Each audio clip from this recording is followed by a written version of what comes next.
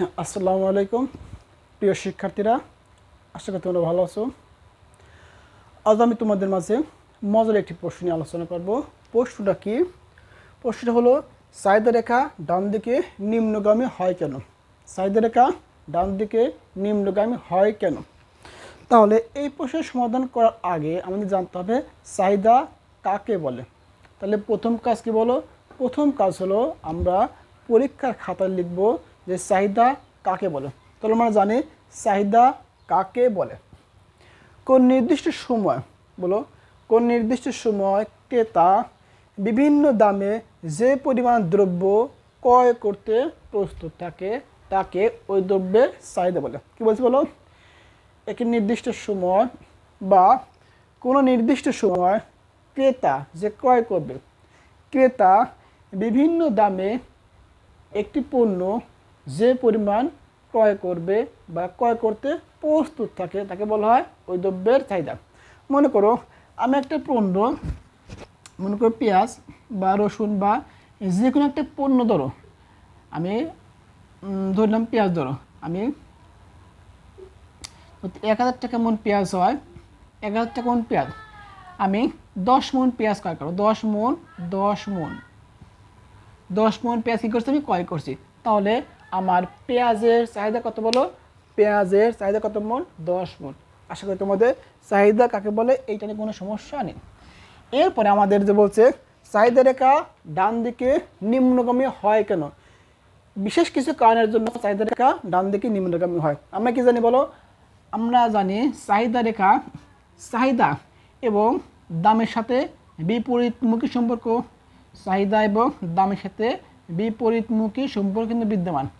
দাম বাড়লে চাহিদা কমে, দাম কমলে চাহিদা বাড়ে।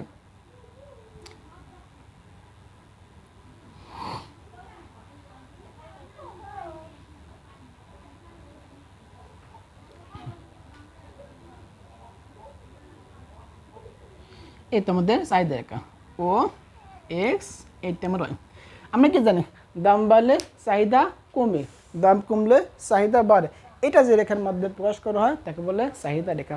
তাহলে চাহিদা রেখা বাম থেকে ডান দিকে নিম্নগামী হওয়ার পেছনে কিছু কারণ আছে। 1 নম্বর কারণ হলো কি? 1 নম্বর কারণ হলো প্রকৃত আয়।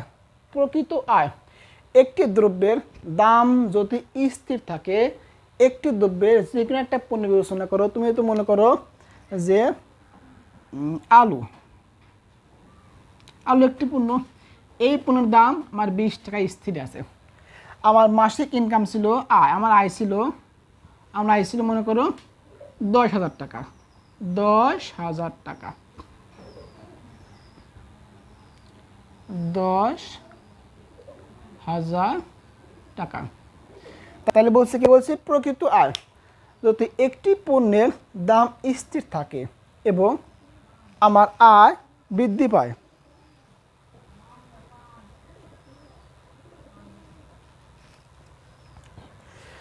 একটু বলেছে যে আমার আয় স্থির অবস্থায়, আমার আয় কিন্তু 10,000 টাকা আছে, আয় স্থির অবস্থায় যদি একটি পণ্যের দাম হ্রাস পায়, কি বলছে?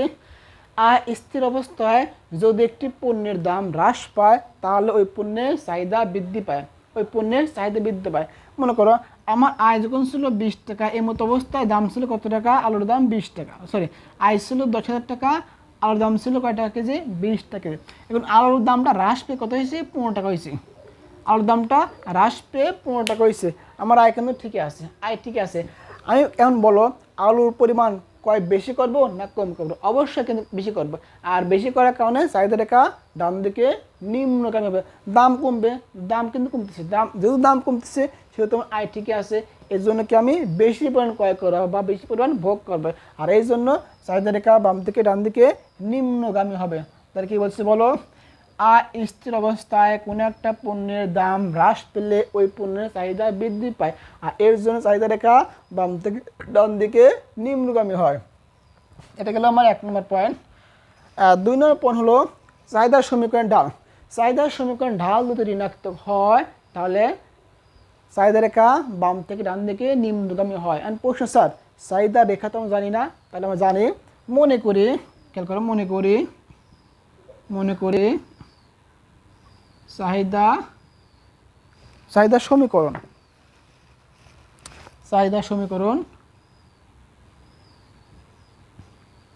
সমীকরণ কি is equal two A minus BP এইটা আমার চাহিদার সমীকরণ।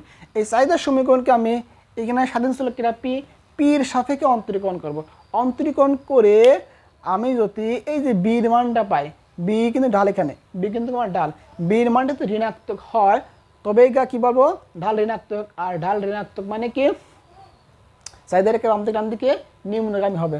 তখন এটা কিন্তু অন্তরীকরণ করে আমি একটু মনে দাও, D Q by D P is equal to D by D P A minus B P. ধ্রুবক অন্তরীকরণ 0 আর পির সাপেক্ষে পির অন্তরীকরণ কত বললো 1 আচ্ছা মাইনাস ঠিক আছে, বি ইন্টু পির সাপেক্ষে পির অন্তরীকরণ কিন্তু 1 হয়েছে, তাহলে মাইনাস বি। যেহেতু আমার এখানে ঢাল অর্থাৎ ঢাল, তাহলে চাহিদা রেখার ঢাল যেহেতু ঋণাত্মক হয়েছে এই জন্য চাহিদা রেখা বাম থেকে ডান দিকে নিম্নগামী হবে। আর 3 নম্বর পয়েন্ট কি বলছে, পরিবর্তক প্রভাব।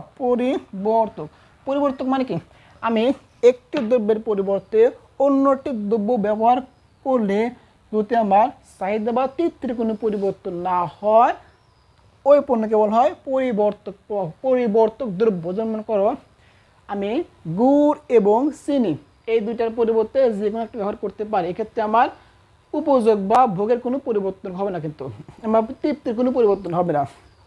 তাহলে পরিবর্তক প্রভাবটা কি, পরিবর্তক প্রভাবের কারণে চাহিদা রেখা বাম থেকে ডান দিকে নিম্নগামী হয়।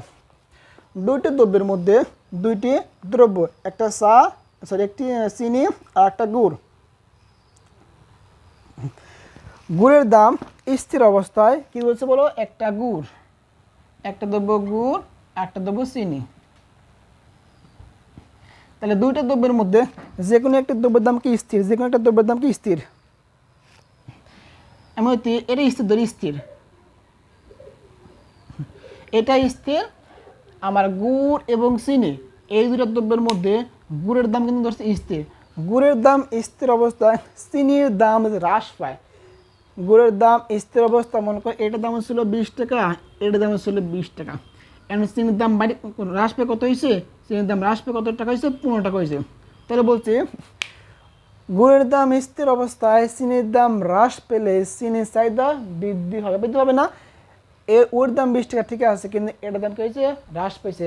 আর এর দাম যেহেতু হ্রাস পাইছে চাহিদা বৃদ্ধি হবে, আর এই জন্য চাহিদা রেখা বাম থেকে ডান দিকে নিম্নগামী হয়। তাহলে প্রকৃত হয় চাহিদার রেখা ডাল পরিবর্তক প্রভাব নিয়ে ইনশাল্লাহ কোনো সমস্যা নেই।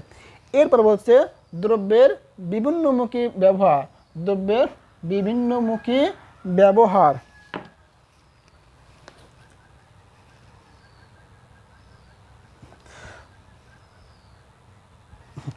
কোনো একটা দ্রব্যের দাম বাড়ে, কোনো একটা দ্রব্যের দাম বাড়লে ওই দ্রব্যের ব্যবহার বা ভোগ হ্রাস পায়। কোনো একটা দ্রব্যের দাম বাড়লে আমরা তো উদাহরণ নিতে পারি যে গুড় এবং কোথায় চিনি।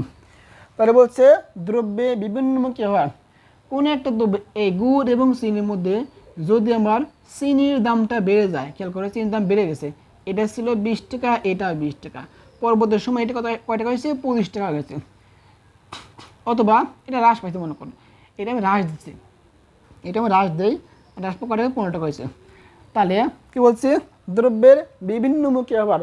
দুইটি দ্রব্যের মধ্যে একটি দ্রব্যে যদি দাম হ্রাস পায় সেক্ষেত্রে ওই দ্রব্যের চাহিদা বৃদ্ধি হবে, আর এই দ্রব্যের চাহিদা বৃদ্ধি পাওয়ার কারণে কিন্তু চাহিদা রেখা বাম থেকে ডান দিকে নিম্নগামী হবে। এবার ক্রেতার সংখ্যা পরিবর্তন। ক্রেতার সংখ্যা পরিবর্তন কি বলছে বলো, ক্রেতার সংখ্যা পরিবর্তন।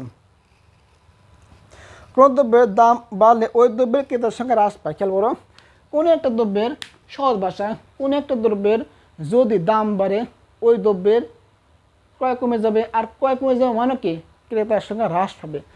আর দ্রব্যের দাম হ্রাস পালে ক্রেতার সংখ্যা বৃদ্ধি হবে, আর এর কারণে চাহিদা রেখা বাম থেকে ডান দিকে নিম্নগামী হবে। আসলে তোমাদের যে চাহিদা রেখা বাম থেকে ডান দিকে নিম্নগামী হওয়ার পেছনে যে কারণগুলো আছে, 1 নম্বর কারণ কি, প্রকৃত আয়, 2 নম্বর কারণ চাহিদা রেখা সমীকরণ ঢাল, 3 নম্বর সমীকরণ পরিবর্তক প্রভাব, 4 নম্বর সমীকরণ 4 নম্বর শর্তটা কি বলছে দ্রব্যের বিভিন্নমুখী দাম, 5 নম্বর শর্ত ক্রেতার সংখ্যা পরিবর্তন। এইগুলো তুমি লিখতে পারি, ইনশাআল্লাহ আমরা পুরো মার্ক পাবো। আমরা এখন চিত্রটি লক্ষ্য করি, খেয়াল করো। দাম যখন ছিল 1 টাকা তখন ছিল চাহিদার পরিমাণ 3 একক। খেয়াল করো, দাম যখন ছিল আরেকটা দিই আমি,